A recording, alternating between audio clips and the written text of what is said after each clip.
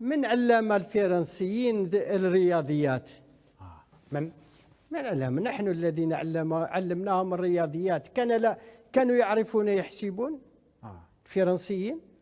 كانوا يعرفون الفيزياء أو الكيمياء؟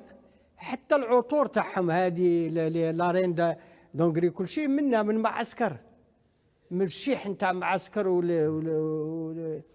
وكانوا من علهم يغتسلوا، كانوا هما بروحهم يشهدوا على انفسهم، كانوا لي بلي كانوا اوسخ الناس ما يغتسلوش، حتى الملوك تاعهم ما كانوش يغتسلوا، الرائحه تاعهم كانت لا تطاق. شكون علمهم قواعد تاع النظافه؟ هادو اللي راهم يقولوا متحضرين، هادو اللي راهم يقولوا احنا عندنا الحضاره. كذلك اكثر من ذلك هاد الفرنسيين من انشا لهم الاقتصاد نتاعهم.